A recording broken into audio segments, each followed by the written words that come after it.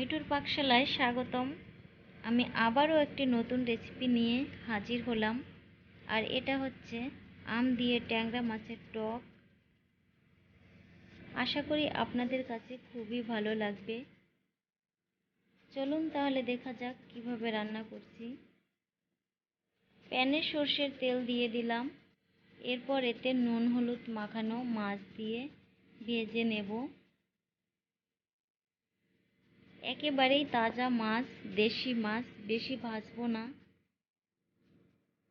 আমার চ্যানেলে নতুন হয়ে থাকলে প্লিজ সাবস্ক্রাইব করার অনুরোধ রইল। আর প্রেস করবেন বেল আইকন, যাতে নতুন নতুন ভিডিও আপলোড করলে নোটিফিকেশন পৌঁছে যায় আপনার কাছে। মাছগুলো ভাজা হয়ে গেছে, এখন তুলে নিচ্ছি।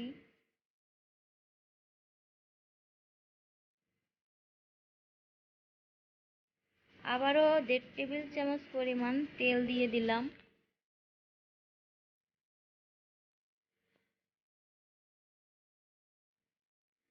এখন এতে ফোড়নের জন্য দিয়ে দিলাম গোটা কালো সর্ষে, একটা তেজপাতা, 2 টুকরো দারুচিনি।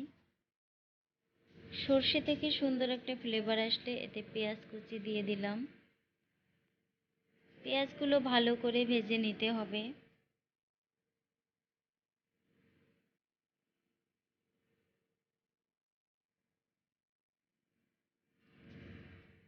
পেঁয়াজ ভাজা হয়ে গেছে, এখন এতে 1/2 চা চামচ রসুন বাটা, 1/2 চা চামচ জিরে বাটা, সামান্য পরিমাণে ধনে বাটা ও 1/2 চা চামচ শুকনো মরিচ বাটা দিয়ে দিলাম।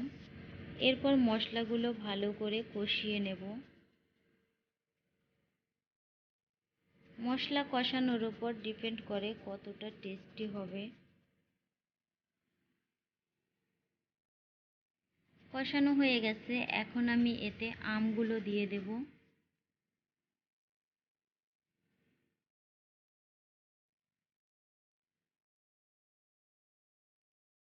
ভালো করে মিশিয়ে নিচ্ছি। স্বাদ মতো লবণ ও হলুদ দিয়ে দিলাম।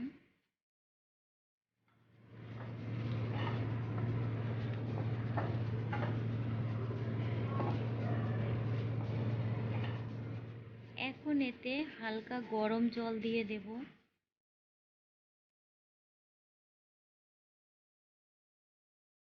1/2 কাপের মতো জল দিয়ে দিলাম। চুলার আঁচ মিডিয়ামে রেখে ঢাকা দিয়ে দেব।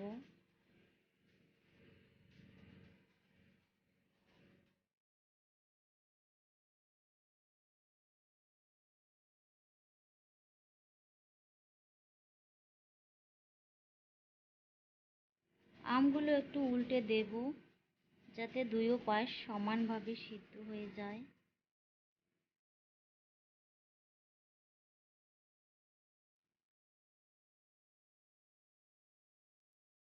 এখন এতে ভাজা মাছ দিয়ে দেব। এরপর ভালো করে মিশিয়ে নেব।